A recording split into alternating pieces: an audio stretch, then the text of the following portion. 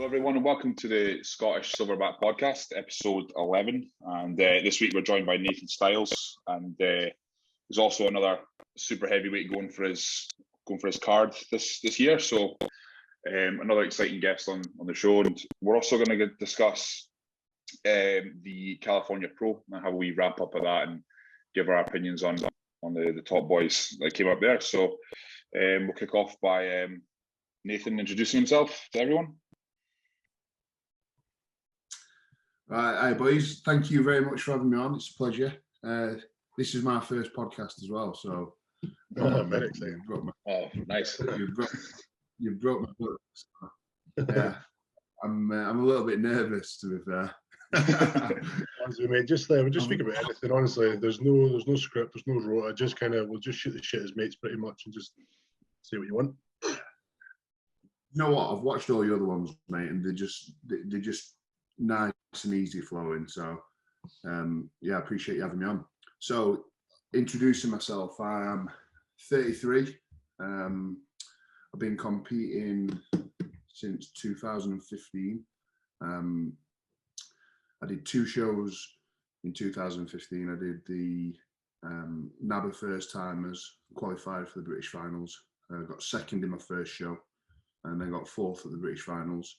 And then I had a 2-year hiatus. Basically, I prepped myself. I didn't really know what I was doing. Somebody kind of said to me at the gym, "Oh, you should do a show." So I was like, "All right, I'll do a show." Dieted myself with a little bit of help from a friend, but it was basically he kind of worked on if it fits your macros. So I'm like, what do you think to these? You're like, yeah, they're sound. Drop 50 gram carbs. All right. I kind of just ate chicken and sweet potato and green beans every meal for fucking 60. So it works. And I didn't have any muscle.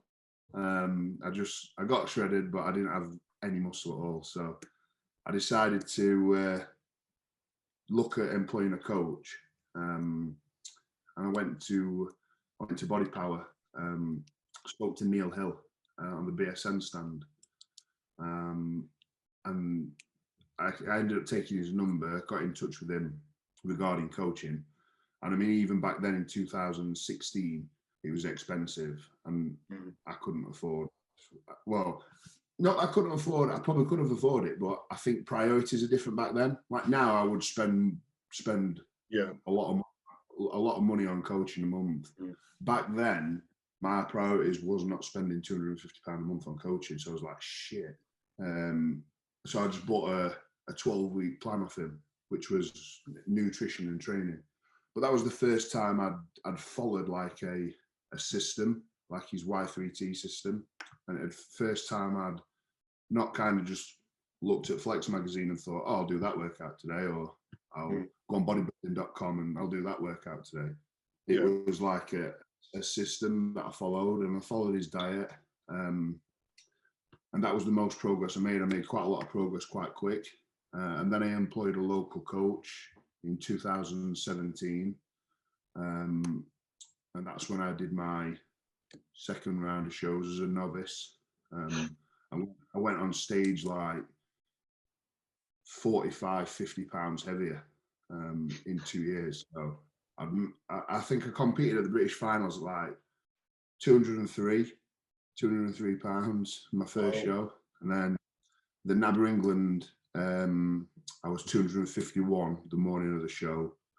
And I think for the last show, which was the PCA Midlands novice, I think I was 242. So I tightened up a little bit, but I'd flattened off. I'd been dieting for like 17 weeks and I kind of went a bit too flat. Can I ask how tall you are? And then 6'3". Okay. 6'3". Yeah. So, and then I've had another break since then. So it will be 4 years. This September will be 4 years and since I've been back on stage. So I've had quite a big break again. Because you just had the time off because you were really wanting to add the tissue. You know what? I competed in 2017, not expecting anything in terms of how like like any success. I didn't kind of know what to expect. I didn't realize how good I were, or not saying that I'm good, but I didn't know that I was going to have a successful year. I kind of just went into it with an open mind and had a successful year. And then there was people saying to me, "Oh, you need to do this, or you can go for your pro card, and you can do this, and you can do that, and this is what you need to do." And I kind of probably put a little bit too much pressure on myself. And it kind of took the enjoyment out of it for me. And I kind of didn't know whether that's what I wanted to do myself anyway. I was doing it because I love bodybuilding and I enjoyed it, but I was like, do I actually want to do this? I wasn't even working as a personal trainer. I had a full-time job. I didn't even work as a personal trainer at the time. So I didn't know that this was the lifestyle that I wanted to live, like 24/7, 365. So I kind of took a little bit of a foot off the gas a little bit. And then I had 2 years kind of just, I won't say relaxing. I was still 90% consistent. I still trained. I still ate all my meals. But I probably just went out at weekends, went out for meals with my missus a bit more, went on nice holidays, and just, I never tried to push the envelope in terms of trying to grow. I just always stayed in relatively decent shape. And I sort of dipped in and out of, do I want to compete again? Do I want to compete again? I kind of self-coached myself for a little bit. And then when I kind of got my head screwed on again, it will be like 18 months ago now. I went, do you know what? I've said this to Andy before, actually, when we've chatted on Instagram, but I was umming and ahhing whether I wanted to compete again.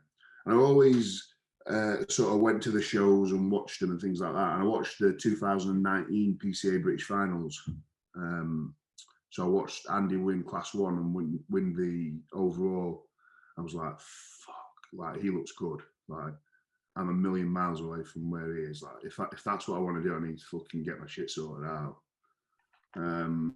So cheers, Andy. You kind of kicked me up the arse to get my shit together. So it was from then, really. I decided let's turn it on a little bit. So I got in touch with Josh because he's a big guy, and I've watched him for years going through the NABA scene and stuff like that. I thought he knows how to put muscle on a big frame. So got in touch with Josh, and I've been working with Josh since August 2019 now. You were saying that when you're working with Josh that he really pushed you in terms of your off season and that, like, what kind of numbers do you think like he was hitting in terms of like food and whatnot?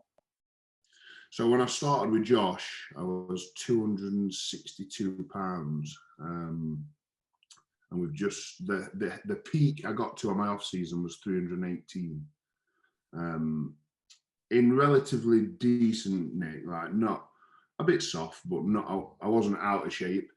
I think food went up to just over 6,000 at the highest, about 6,200-ish. All clean food, like there's no shit. There were no muffins or anything like that. I think I might have had one muffin, but like there was no, there was no shit. It was all clean food. And then I was at that point for quite a while where I thought it would cause me a little bit of digestive stress after a few months of eating that much food for that length of time. So that's when we pulled it back a little bit, and then I went again. Yeah, he's a big kind of carb pusher, isn't he? He's probably quite a low-fat, big carb pusher. The way he seems to do.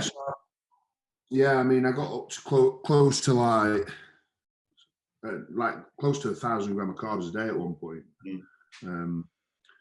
until I was getting a little bit of digestive stress.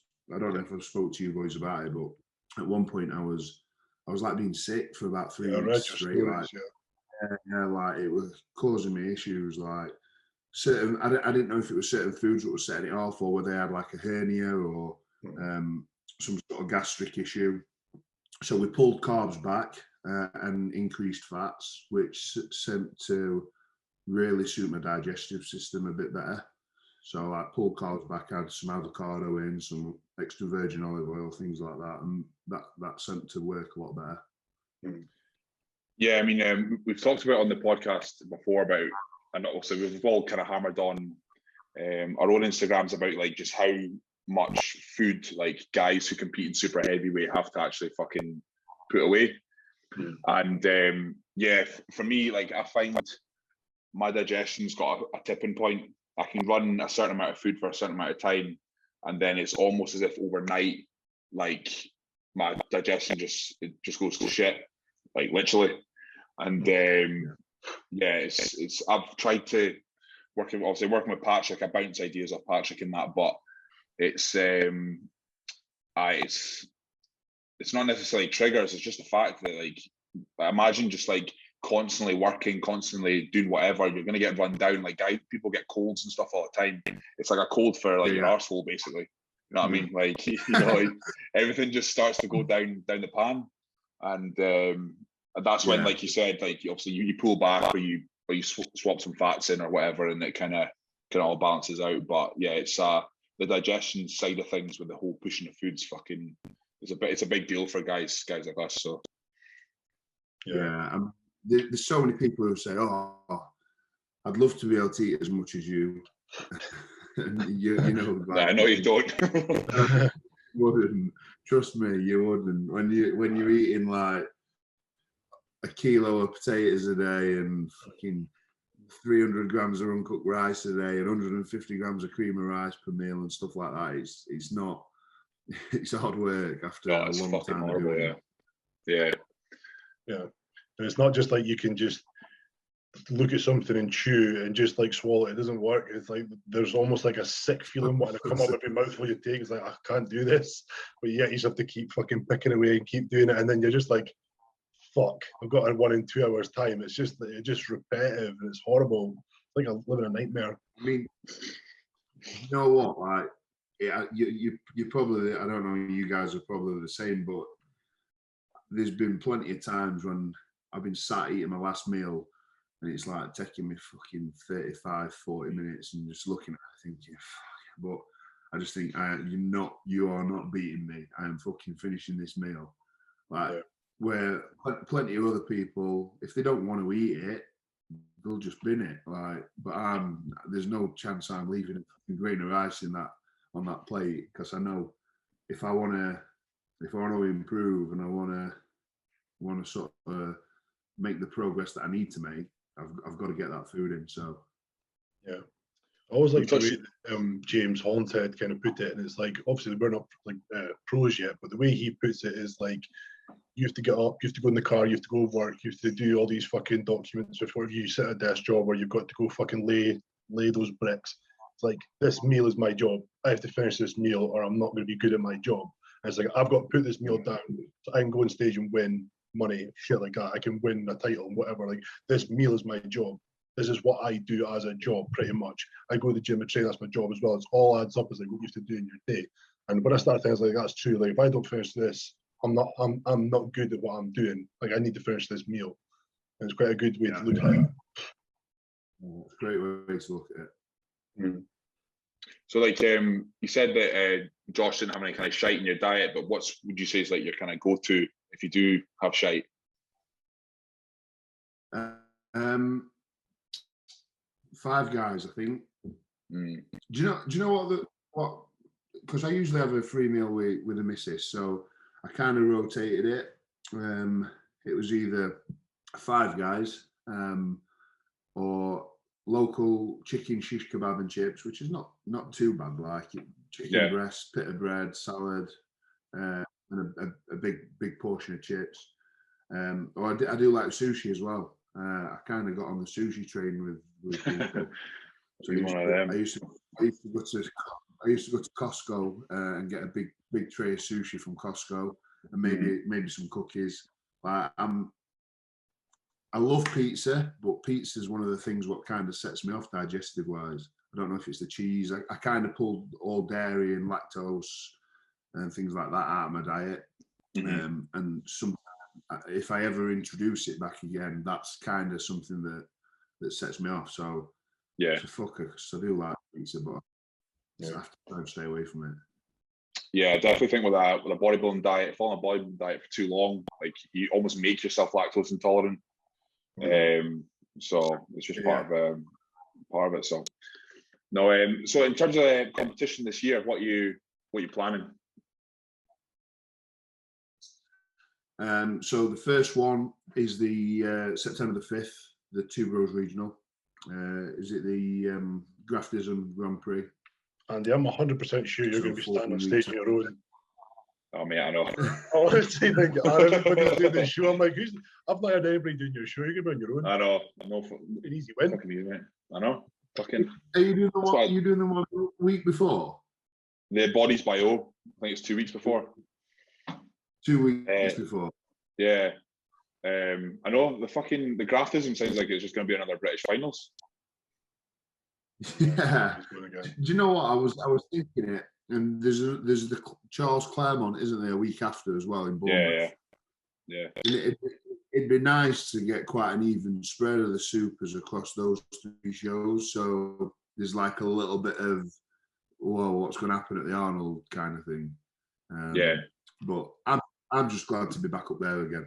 To me, being back up there after watching you boys over the last couple of years and seeing what you've done, I'm just excited to be back up there. Yeah. And then obviously the Arnold, registered for the Arnolds as well. And then potentially one abroad. My missus competed in Alicante in Romania last year, and it was a great experience. So probably going to do one abroad as well. Just pick one and get away for a week and go and do one over there, just for the experience. Yeah. Can I just ask before we go on? Are you picking up static when I'm talking? No, I was getting it, but my internet connection was dodgy, but it seems okay now. Nathan, how's our sign? It's all right. Have you got headphones there that you could use? Because sometimes that helps. Yeah. Because sometimes it's the laptop picking up me. Try that.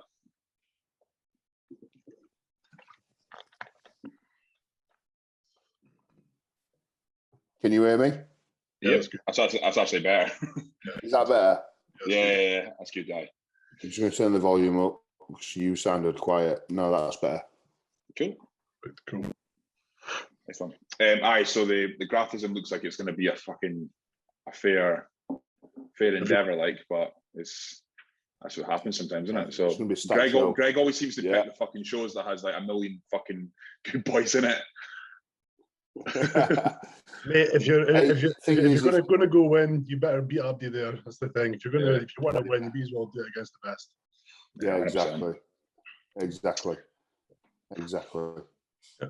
End of the day, like I always say, if you want to turn up to a show, then you better be prepared to go against the best, because there's no point. I wouldn't want to win if it wasn't against like a good lineup, because you're not going to walk away from that saying that was a good win when you're thinking, Christ, that boy wasn't there, and I want everybody to be there. So it's like, I can say to myself, like, yeah, that was fucking good. Yeah, exactly that. That's exactly what I want to do. Just want to see what I look like and how I stand testing myself against the best boys in the UK. And if I'm good enough to do that, then I'm happy. And at least I know where I am then. If I do need to improve, at least I know what I need to do. Yeah, 100%. Yeah, I think the prestige and the fucking atmosphere around what is an Arnold Classic, it's just something else. So it's that in of itself. Like you're standing kind of like you're going up into like bodybuilding like prestige. You know what I mean? Like you're in that kind of age you might have thought you'd never be able to walk on at the end of the day, because it's that good. It's like, so it's kind of like eventually getting a stand on the O stage, but it's like the stage before that. But it's like you wouldn't have thought you would have been there. So it is really cool. Yeah, I mean, I'm buzzing for that. The whole weekend, the whole experience is going to be great. I mean, I'll be there probably from Thursday night all the way through because my missus is competing in the bikini class on Friday. So I'll be there for her show on Friday. Is she a pro or still an amateur? No, she missed out. She had a really good season last year. She missed out last year just. She won her class at the Ben Weeder, and then just missed out. Petra won the overall, and then she got fourth in Alicante and third in Romania. With two really good European lineups. To be fair, I mean, I'm biased. I thought she should have placed higher in both, but she's there or thereabouts. She's made improvements this year, so I definitely she's think working she's with in Cuba still, is she? Yeah, she's still working with Cuba. Yeah. No, it's good. We've spoken about before, like all of our kind of support systems and that, because obviously it's like what we do is very selfish to an extent. Well, not to an extent, it fucking is. You know what I mean? And I'm quite lucky. Obviously, I've got Reagan who competes herself, so like just there, I Patrick wanted me to do 20 minutes of cardio like before my second last meal, so.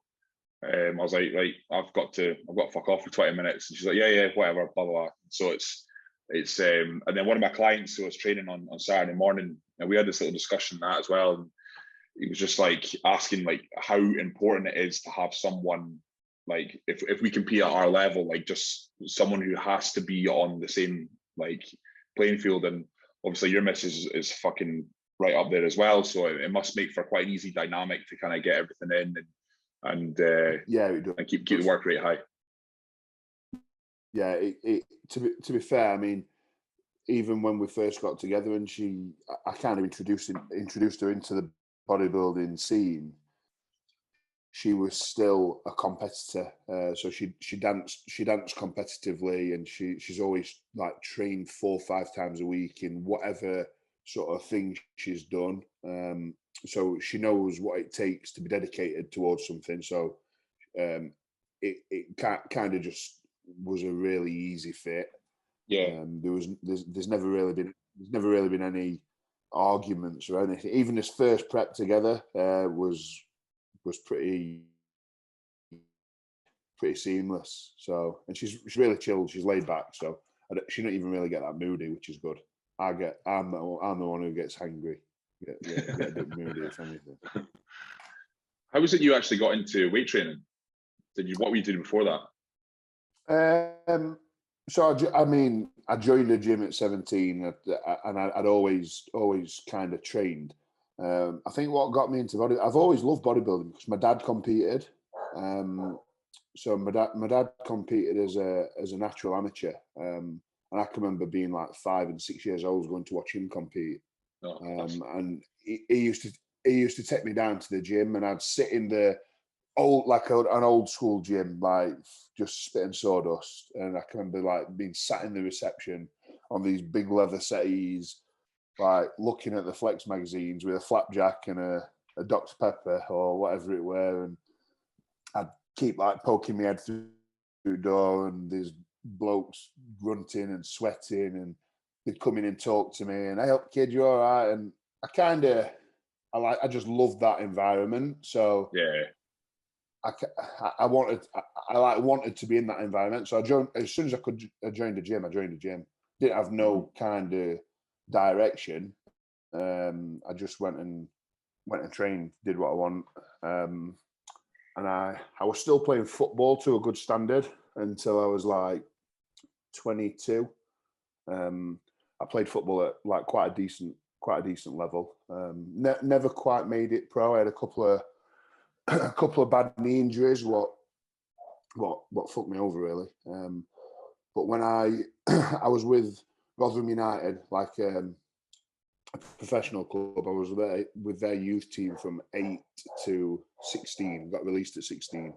Went on a couple of trials, and then I went to college, played for the college team, and I ended up getting a scholarship to America to go and play for an American university. But while I was waiting to go, I was playing for a semi-pro side, and I ruptured my cruciate ligament like 3 months before. Yeah, 3 months before I should have flown out. So that kind of fucked me. And that's when I kind of got into training. So obviously I wanted to keep myself occupied. So I went in the gym and started training upper body because I was still doing my rehab on my legs, but I started training upper body, and I kind of then liked how I was looking. So I was filling out a little bit, and I weren't running about all the time playing football. So I kind of started filling out. So I then kind of wanted to take it a bit more seriously. But if we're being I'll be completely open and honest. I was put off for about 4 years, because about 23, after training probably about 18 months, like wanting to really do it, I decided to go on my first cycle at 23. And the last shot I did a 12-week cycle, put 2 stone on in 12 weeks. The last shot, I had a dodgy shot and got an abscess in my glute. And it was the day before I was flying out to Mexico for my mate's wedding. I was the best man. So landed in Mexico. Obviously, the swelling on the airplane, my fucking leg had doubled in size. I've got my mum and dad there with me. They didn't know I'd like taking gear or anything. So I got there with my ex-missus, and I was like, just have a look at this. And she was like, you need to go and see someone. I like, my mum's a staff nurse, so I went to her room. I said, look, Mum, I've done this. This is what I've done. She was like, we need to see doctors now. Yeah, mate, it was fucking my leg. My leg was about 40 inches. I couldn't get my swimming shorts on. I couldn't get them on. I couldn't get them past my knee. It was that big. So I ended up in a Mexican hospital for 5 days. And it was don't get me wrong, it was a class hospital, private healthcare. So I had to put it on my your kidneys and shit. I had to put it on my dad's mate's credit card. $5,500, and just hope to God that my insurance company paid out. And luckily they did. The doctor did me a favor. He said that I'd had a bad reaction to an anti-inflammatory injection. So I sent all details off to Halifax. They paid out while I was over there. So yeah, I had an abscess removed. So my first ever cycle at 23, I got an abscess, and I was like, I'm not fucking doing that ever again. That's it. You think that, yeah. So I went boxing. So I boxed for like 3-4 years. I had a few amateur fights. Like I've always wanted to compete, like be competitive in something, whatever I do. So it was football, then it was started to be weightlifting. That kind of got slowed down because of that. But as I was boxing, I knew at my age, at like 26, 27, I wasn't going to do anything. And I was still training a little bit in the gym. So I was getting a little bit bigger, and I decided I don't like getting punched in the face anymore. I'm going to do bodybuilding another go. So I'd literally not had any time to build any muscle. I come straight from boxing and decided to diet into my first show. So my first show, I was 27 when I first competed. So that's where we are now. Also, we've touched on like side effects and stuff, because we try to be as like fucking brutally honest as possible with like our own experiences. I think that was our first episode. We just went fucking balls to the wall and told the issues.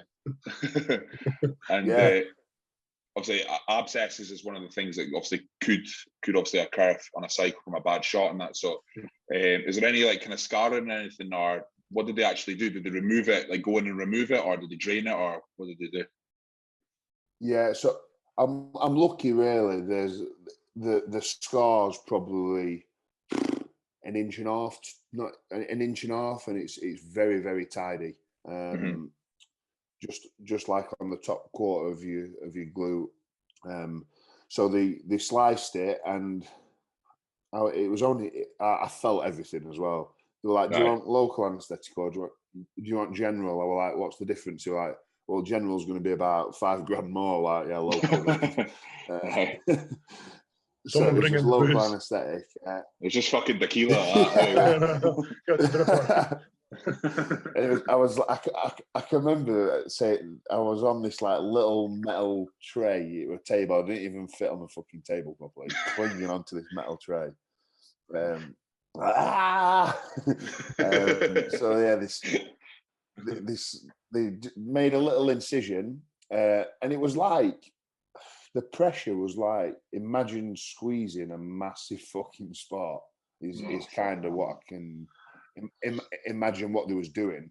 Yeah. I think they was just kind of pushing all the infected bits together, and then they kind of got like this I'd say like a jet washer or a water machine where they kind of like filled the hole up with water, so it just kind of got all the infected shit out. And then I had like an open wound where they like put like a little packing in it, and then like a little bag, like a little fucking colostomy bag hanging out my glute for 5 days. I had to go back and then they kind of just tidied it all up. I mean, luckily the scar's minimal. I mean, what it was just bad advice. I mean, it was like the last 4 weeks before I went on holiday. Somebody said, "Oh, you need to have some Winstrol injections." So it was a Winstrol injection. I mean, I didn't know what I was doing. I obviously didn't have no knowledge. I just listened to somebody I probably shouldn't have listened to. When you live and you learn. Yeah. If there's anything where I like advise, obviously like this disclaimer, like we're all fucking idiots, like we don't know what we're talking about. But if I advise anyone, it's like don't use injectable Winstrol ever. Like, you know what I mean? It's the one thing you should not use ever. Yeah. So it's just too.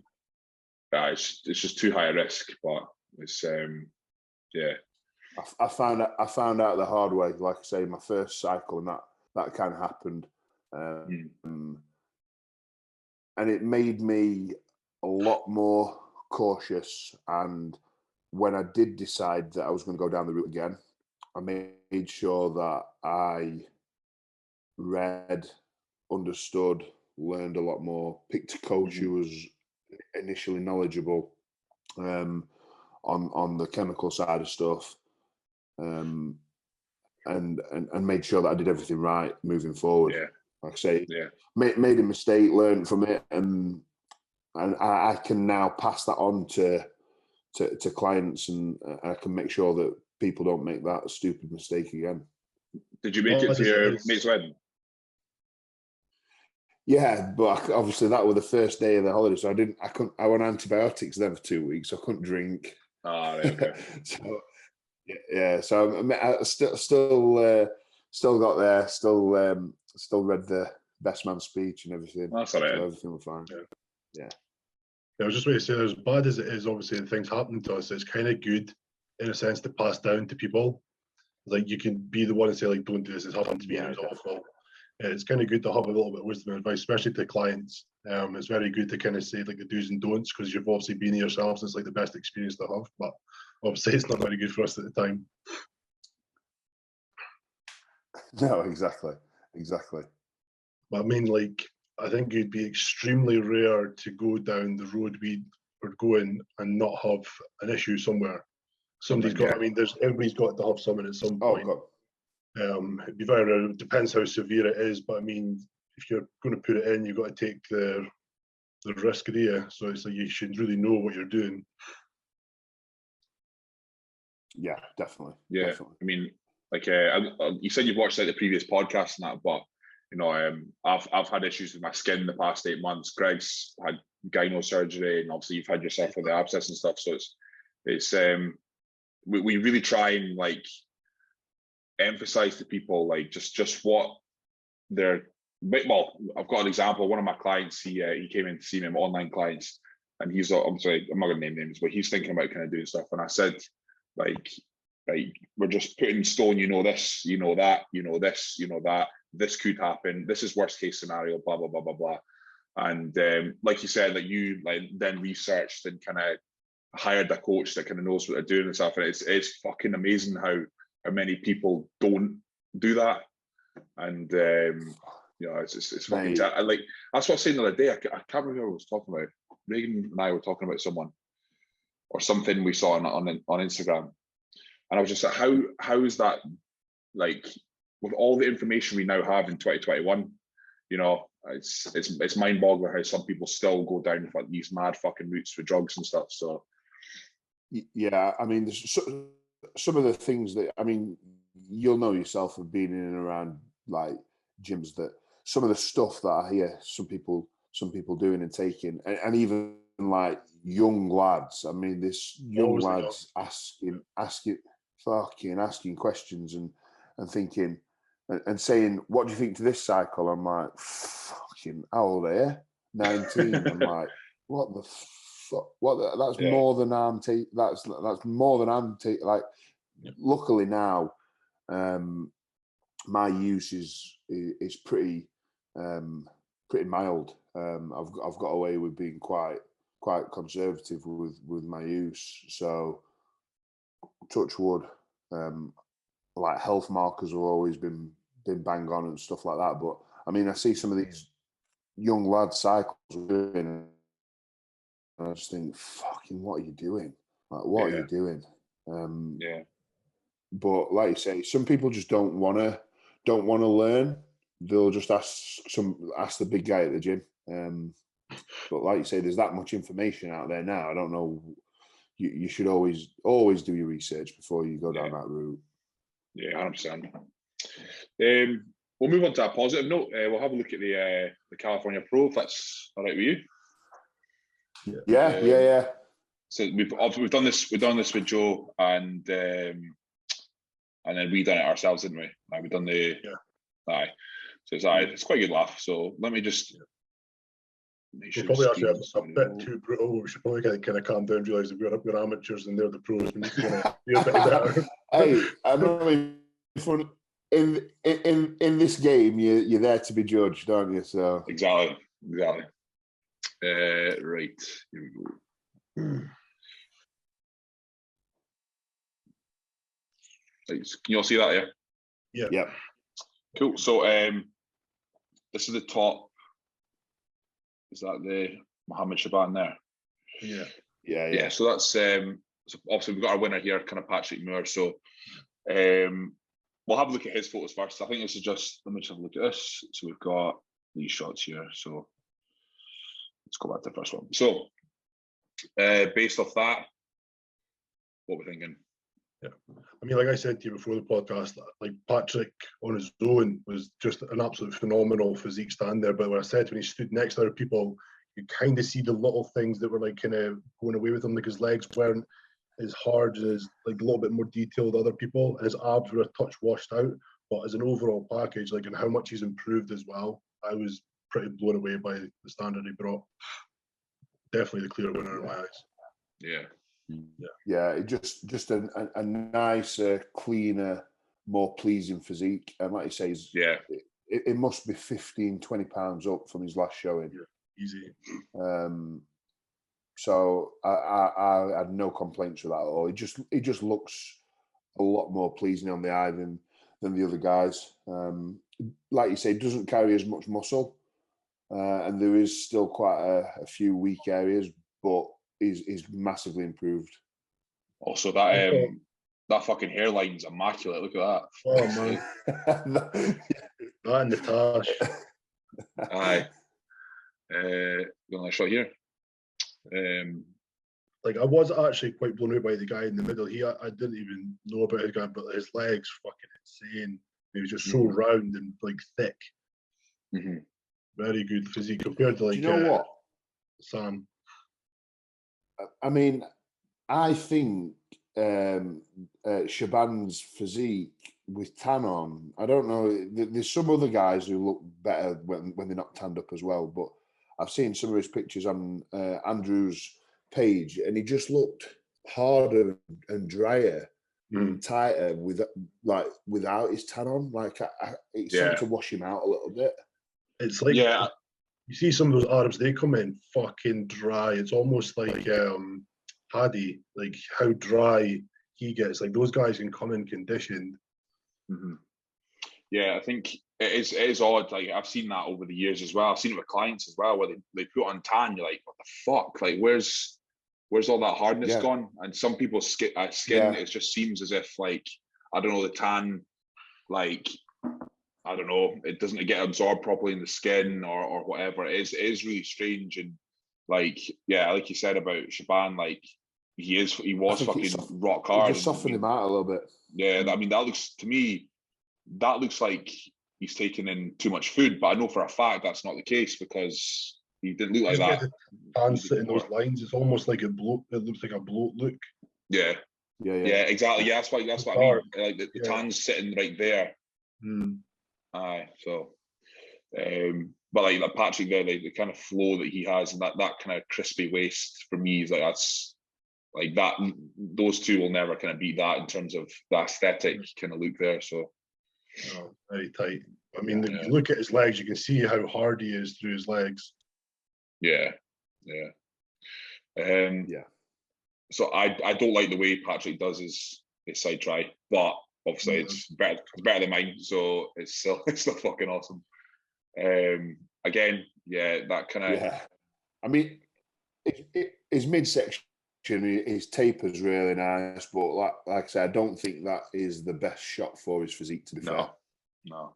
And again, through here, like obviously Shaban's chest, it looks full as fuck, but it's not like his legs. You know what I mean? It's weird how that didn't transcend from the photos as well. So it's like I said to you about Hassan. When you see him stand there, sometimes he just looks like a full as fuck house, and then when he hits a pose, it's like whoa, fucking shredded. Like it just comes out of nowhere. It's like the muscle just hits like an impact and just fucking gets all shredded. It's like there's so much muscle, you really need to like plant the foot or tense something up for it to happen.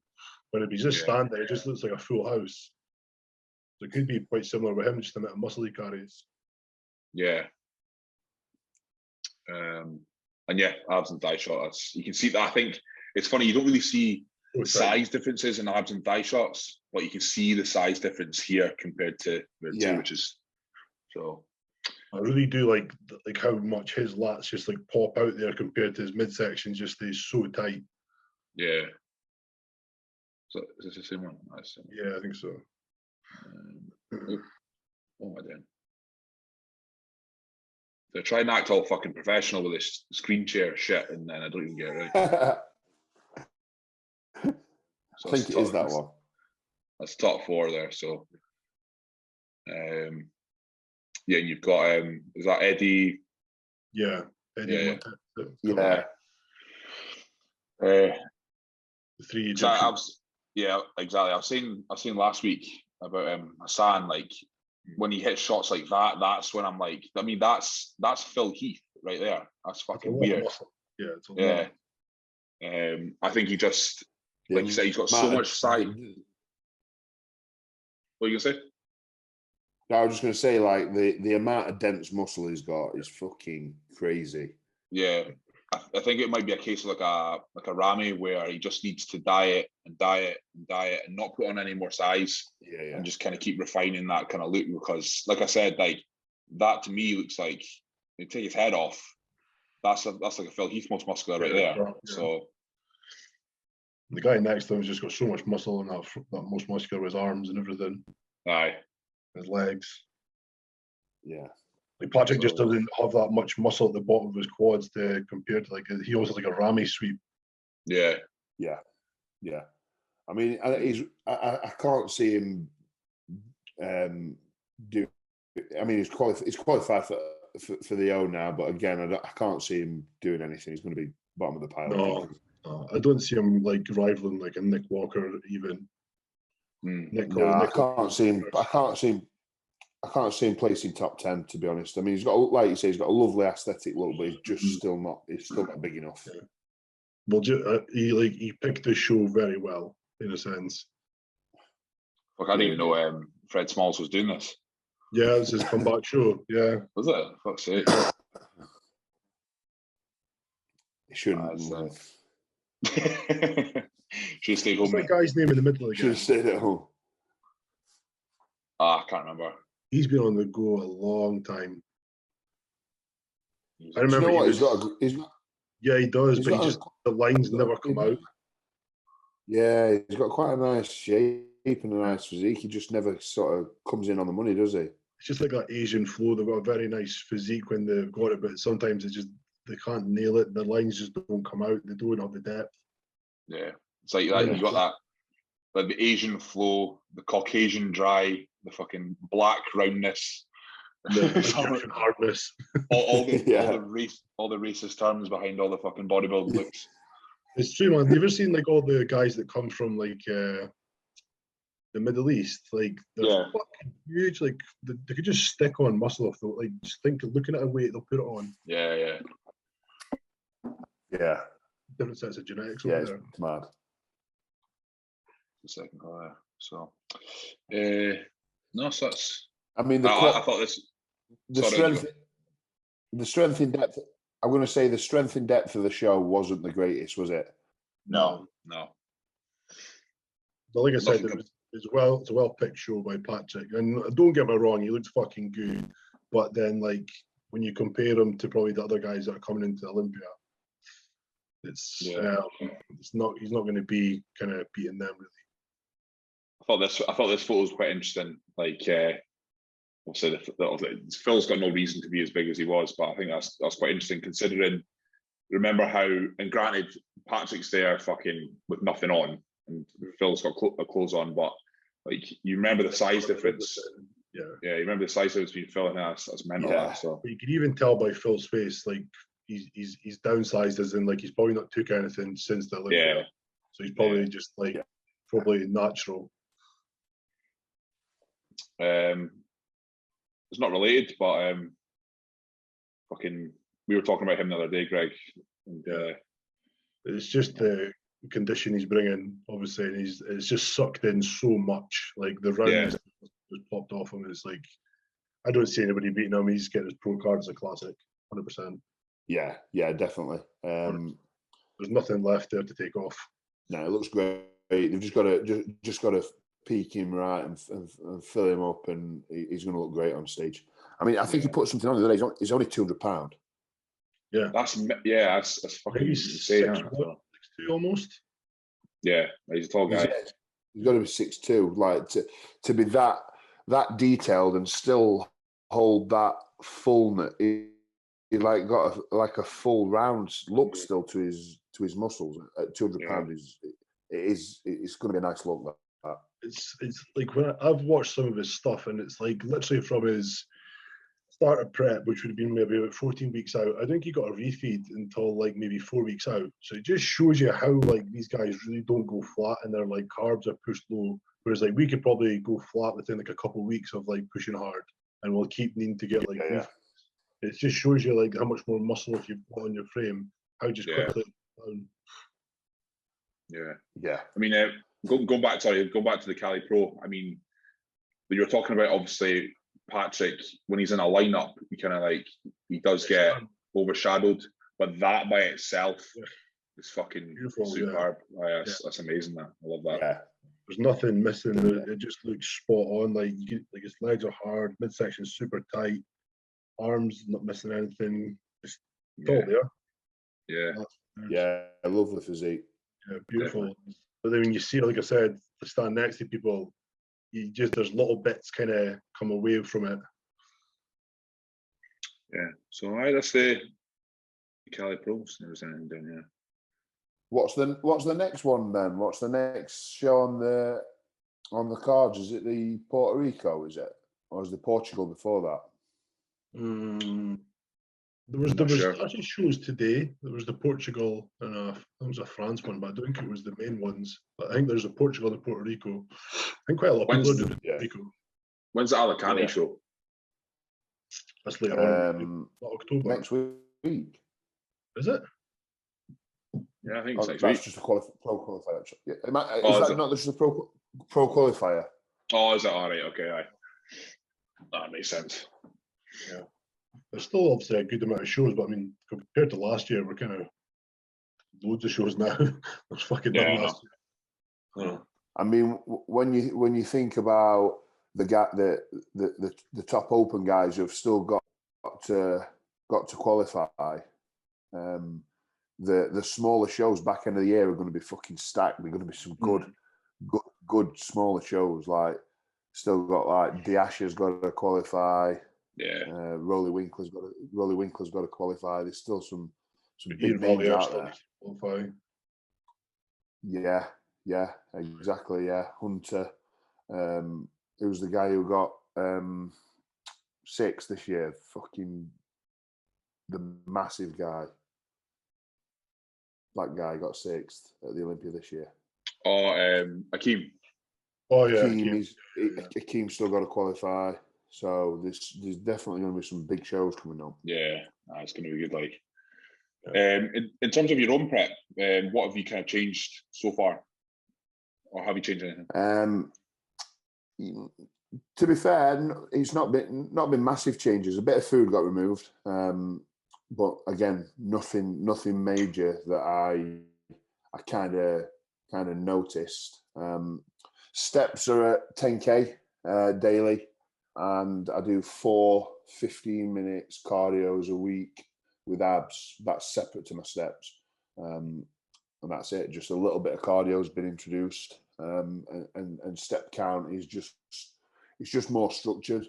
I was probably not tracking it as much, so everything's just got a structure now. So I think those little tweaks, it started. I can tell things. I've started tightening up straight away. Yeah.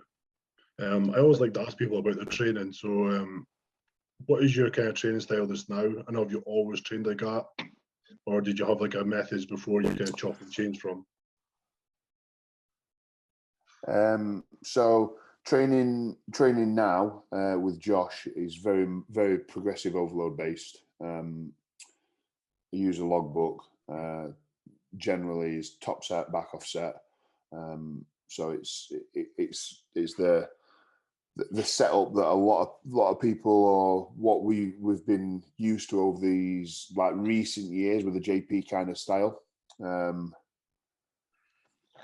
My split at the minute is back and hamstrings, chest and biceps, rest, pull, which is a separate pull day, but no hip hinge. So I hip hinge on a Monday, and then I'll just do a machine pull day on a Thursday, legs Friday, delts and triceps Saturday. So I have Wednesdays and Sundays off at the minute. Whether the volume needs to come down a little bit, I don't know. As we move deeper into prep, maybe. I'm getting on a bit now, so 5 days a week. Sometimes I used to. I probably like you guys. Used to think I could train twice a day, 7 days a week. And now I need my rest days. I'm ready for my rest days. So, but before that, I've done a few different training styles. I've done high volume. So when I first got with Josh, I got on board with Josh just with nutrition. So Mike and Lisa Gelsey were controlling my training.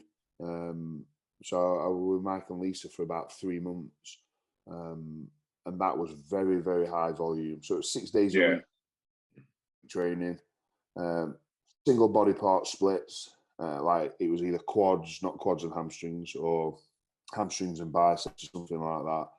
And it was drop sets, supersets, loads of rest pause sets, eccentrics, holds, things like that.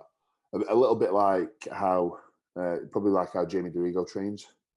He used to be under Mike and Lisa, so very high volume. And then before that, it was back to the JP style again. So when I won my show in 2017, I won the JP Classic. I messaged Jordan and asked him to see if he'd put me a training plan together, which he did. But obviously, because he wasn't coaching me, he'd just done me a training program. I kind of didn't know how to apply his principles properly. So I thought I could just still train fucking 6 days a week. So I was just doing push, pull legs, 1 day off. I'm wondering why I was absolutely smashed after about a month. Like my elbows were killing, my knees were killing, everything was like dropping off. I'm thinking, what the fuck's up with me? Like, that's probably got me a little bit negged out, to be fair. And I'm like, why am I getting injured? And it was just because I wasn't sort of applying the principles properly to his training style, which now, knowing a lot more and how to apply his training principles, then it would have probably worked a lot better for me. But before that, it was kind of just going to the gym and whatever I felt like, I'd roll with. But I think for me, the progressive overload is definitely the one that works for me the best. Mm-hmm. How did you feel on the volume training from Mike and Lisa? Do you know what I enjoy? I just love training. You're probably the same. Like it wouldn't really matter what we did, as long as we were slinging some weights about. I loved it, but I felt like, and I felt pumped. Do you know what I mean? Like doing like a million reps on stuff. Like I felt full at the time. But again, I just felt like those 6 days training, I just didn't feel like I was recovering enough. I needed more rest, especially at that time. I was doing like 40-45 PT sessions a week, as well as trying to do cardio, and like I didn't realize my output actually was. So I just wasn't recovering, so I wasn't growing. So as soon as I got with Josh, and like, right, you training 4 days a week, and you're gonna not do cardio, and you're gonna eat this amount of food, I kind of fucking put like 10 pound on in 2 weeks, and I'm like, whoa, what's happened? I think a lot of a lot of PTs kind of like forget that not only are you like expending energy doing like your own session and pulling weights off machines for your own session, but you're doing that, 4 to 8 times a day with someone else. Yeah. Especially if the guy who you've got training is fucking strong, you know what I mean? And that's one thing I noticed, like, because I started, I done my first prep as a PT in 2018, and I was like, why am I fucked all the time? Like, whereas before, I got to that kind of stage in prep where I was a bit like, like we all get. I was like, fucking hell, but you don't realize just the expenditure just from standing, shouting reps and fucking pulling wee bits of weight off. It's actually mental, like just how much energy we burn doing very little. Because that's what we try to do with the podcast, is like have like big guys on to kind of just describe how fucking hard it is to kind of be this size and living as this size. Yeah, just moving about is hard work. I can remember. I mean, I'm nowhere near as big as what I am now in 2017, but I can remember having to do like I was in the gym for 5 o'clock to do my cardio. Open the gym up at 6. I'd do a HIIT class at 6:30. Then I'd work till 10 on my shift, which you'd have to hoover the gym and clean the machines. And I'd done fucking 10,000 steps by 9 o'clock, like just fucking walking around the gym. And then I'd have my clients, then I'd train. And then like towards the end of prep, I think like my cardio got up to like, might have been 40 minutes faster than 20 minutes in the evening. So I was finishing my shift or finishing my PTs at like 8 o'clock at night, 9 o'clock at night, and then fucking getting back on treadmill or Stairmaster for another 20 minutes at night. Like it was great. I can remember being sent home actually. I fell asleep after eating a meal when I was on shift, and the owner of the gym come in, and I was like slumped on the fucking hand, like we a plate in front of me, just finished him in. He was like, "What are you doing? Like, you're no good to me. Get fucking home." So I went home, had a few hours kip, and then come back later. Was it a bodybuilding gym you worked in? The clients later. Yeah. It was It was a physique gym, but yeah, it had it was basically a bodybuilder's gym. Had a lot of decent stuff in, all Hammer Strength and Atlantis and things like that. So it was a good gym to work at. Independent, so it wasn't a chain gym. What I always find funny is like, see when you hear people speak about these stories and like probably when you're doing them at the time, you didn't think anything like, fuck, I've got another fucking like really rough day ahead, I've got to get all this done. I've got to get back up and do it again tomorrow. But it's just like that is your routine for prep. You look back at it and you're like, I don't want to fucking do that for prep ever again. Like that was rough. Like I've obviously I used to get up at like 3 a.m. like last year to go train. And I'd have to start my job. I'd do like a fucking hour drive there, hour drive back to start my fucking job at like 8 or whatever. And it was just like sitting there absolute Mongol, like on low food. It was rough. And I was like, I really don't want to do it again. Yeah. Have you gone full-time coaching now then, Greg? Pretty much, yeah. It's a lot better for the structure of the sport, isn't it? Like you can plan your days so much better. Yeah, like I've said on previous podcasts, like how much progress obviously I've made in the last year is literally just kind of devoting more time to doing this. Like literally, I can nail everything I need to nail in a day, and it's like I can do that and do my other job around that. So it's just been such a less stress in that sense, and it's just been so much more beneficial to my progress. And there's just nothing else I need to think about or worry about. And it's just like obviously the progress shows that way. So when you can put more time and effort into whatever you want to do, then it's just you're going to get more results out of it. So it's been a massive benefit this year. Yeah, definitely. I think what was that? Were you going to ask? No, I wasn't saying that. I was coming up to an hour now. Is there anything else you want to add? Do you have anything else? We've covered all the bases. We're stuff. Yeah. No. Well, I hope this. Have a chat. Yeah, I hope we broke your podcast virginity nice and softly. Yeah, mate, that was nice. That. It was good to have you on, mate, and a lot of the viewers obviously know that all of us will be up against each other at some point this year. So it's it's good to get guys like yourself on who are representing the sport at the super heavyweight level and kind of